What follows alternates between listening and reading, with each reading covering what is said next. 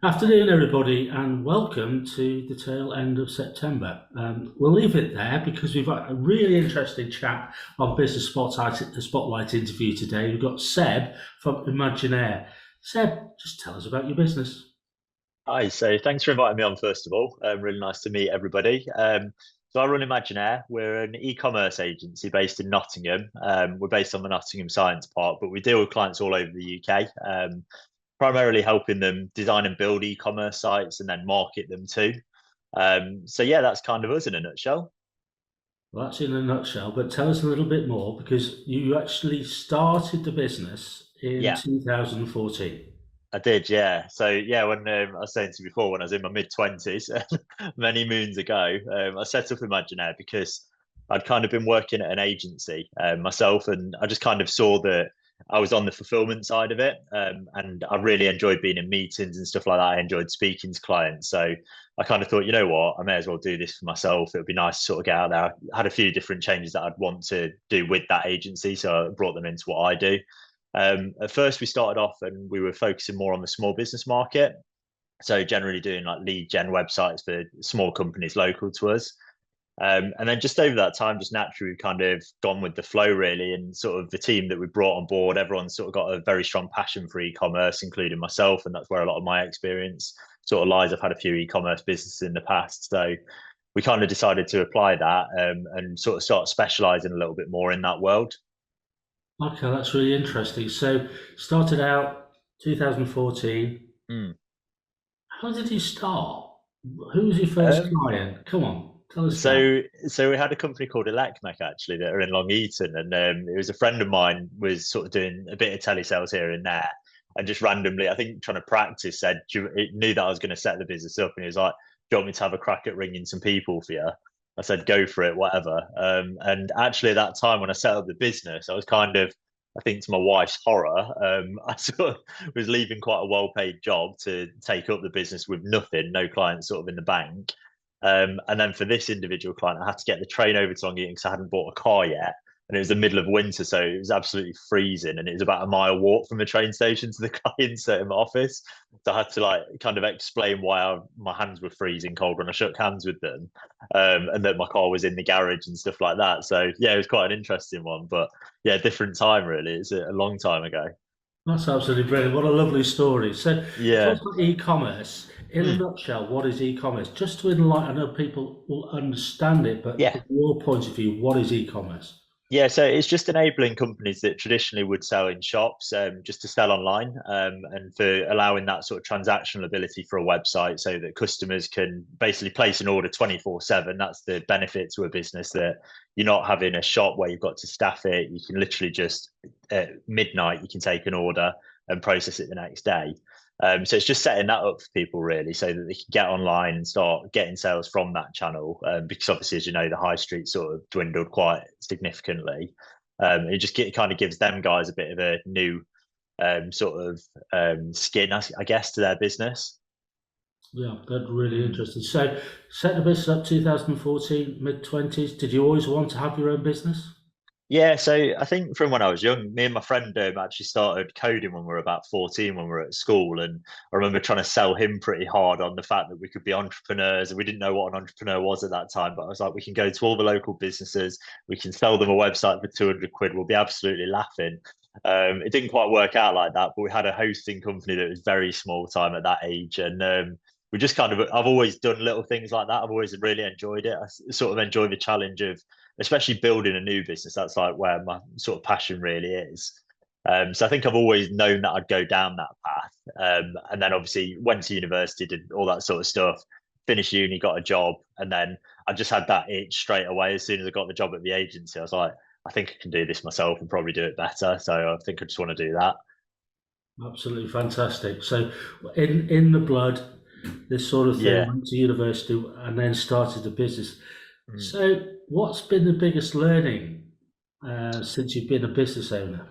I think the biggest one is to sort of drop the ego a little bit. And I think I'm guilty of that for a lot of the start of my career, of thinking, right, I'm not going to hire somebody until we've got enough in the bank to hire somebody that's really sort of good and senior and stuff like that. And I probably delayed on it for quite a while because I was kind of thinking, well, I can do everything. So why would I not? Like we're more profitable if I do all the roles in the company. Obviously, that's the amount of money that I can take home.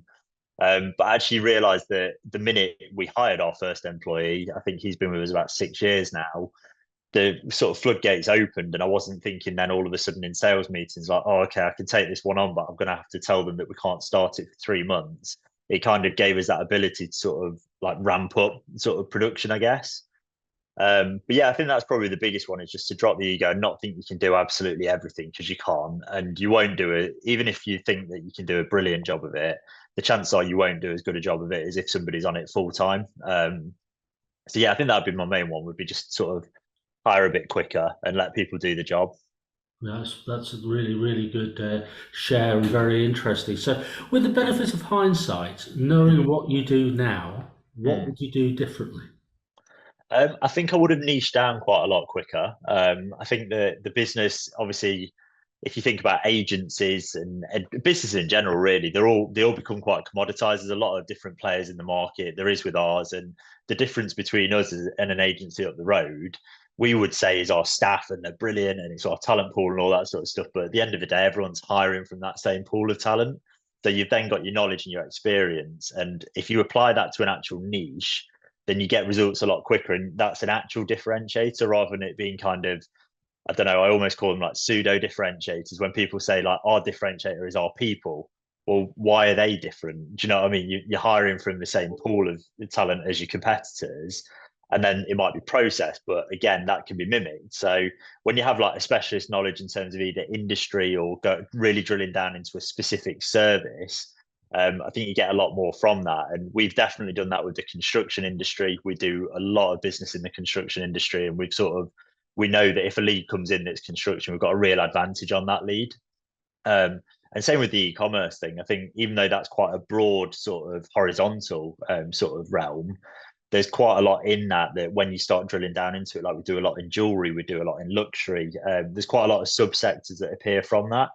And when you Mm. do that, your quoting process becomes a lot more efficient. You're not kind of then playing the game of where you might win 1 in 10 before. You start winning at least 1 in 3, 1 in 2, because the clients also feel that they've had experience with our industry before. They know what they're doing. They've got 10 different companies that they've dealt with that are in our industry.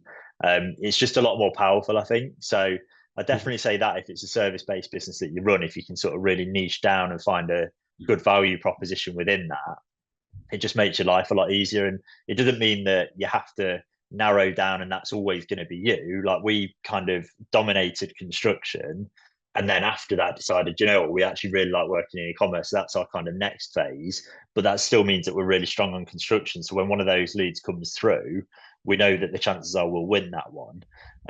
But we can still chase something else. But rather than going generalist, where you're trying to take on a restaurant one day, a cafe the next, a builder the next day, it just gets chaotic, and there's no real difference there. It just comes down to price. And obviously there's always going to be somebody that's willing to take less of a margin than you. There's always going to be someone that's willing to essentially not have a proper business and just do things for themselves and therefore be cheaper. So if you want to fight those battles, you're just going to end up like drained, really. That's a great share for everybody. So Mm, thanks for that. no So, problem. what's the biggest challenge you're going to face?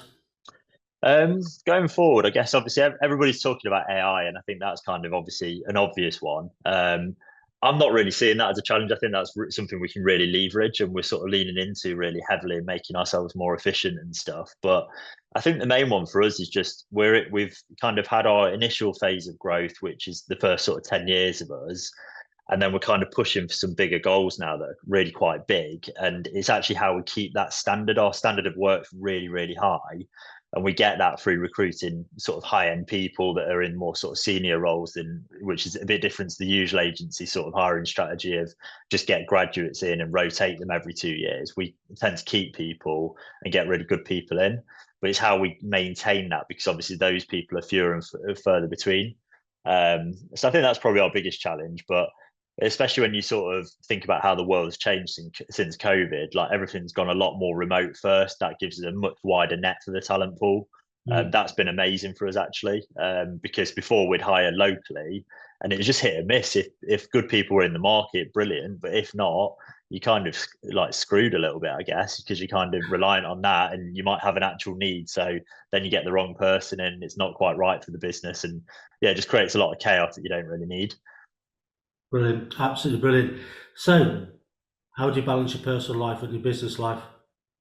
I'm quite good at the way I work. I'm quite intense in short bursts, and I've always been that way. So for me, I'd set things up in schedules, so I make sure that I'm hitting the gym before I go to work and stuff like that. Me and my wife had a child. She's 15 months old now, so that's obviously become a lot more important to me, my personal time. So I generally make sure that I know every day I'm in the office from 10 till 4, but I've got a set sort of like list of tasks that I need to achieve within that. We use a system. I don't know if you probably have heard of it, called EOS, the Yeah, Entrepreneur Operating System. So that's really helpful for setting rocks every quarter. That actually that's my main focus, is how we're progressing in line with that, rather than getting dragged into the day to day all the time and getting dragged into the sort of minute detail. And I think that allows me to be quite efficient with my time, but actually get a lot done. So I think that's the main thing, and then making sure that I'm there for things like nursery pickups and stuff like that. I still have time for my wife. I think that's really important. I think a lot of entrepreneurs go down that route of, I don't know if it's almost like brainwashing of like, you have to work 60, 70-hour weeks, or you're not going to succeed if you're not doing it, somebody else is. And there probably is that. There probably is another Seb somewhere that's doing that, but I just think the burnout that you get from that just isn't really worth it for me. And I think if you can be efficient and make sure you're progressing towards goals and just run your own race, and you're happy, aren't you? So absolutely, 100%. Final question: what is go the on. best advice you'd give to an 18-year-old you? I'd probably say so. This is one that actually came up when I set up the business. I remember going in to give my notice to my manager at the agency, and he was kind of like, "Do you not think you're a bit young?" He wasn't like trying to tear me down or anything like that, but he was just kind of, I think, probably a bit concerned, like, why has this guy just decided he's leaving? I think I'd say to an 18-year-old, you know what, just get started, get stuck in, because if you've got knowledge of something that business owners don't, or marketing managers, whoever your target market is, as long as you can demonstrate that in your first impression, then the age thing goes out of the window. I've met 18-year-olds before that have blown me away with what they know and decided to use them for different projects and stuff like that. It doesn't come down to that. And I think you may as well get started early, because you don't have as much risk then. And I think that with being 25 when I started the business, I didn't have a mortgage hanging over my head at that point. Um, didn't have my family, didn't have like an expensive car. Like, all those things are quite easy to sort of not focus on. You can just focus on building the business and getting it to a point where it's sustainable. And then if you've done that, then you can reap the rewards down the line. Brilliant. That's a really good share. That's a really great share. Seb, thank you so much for your time. That was fascinating. Yeah, no props. Anytime.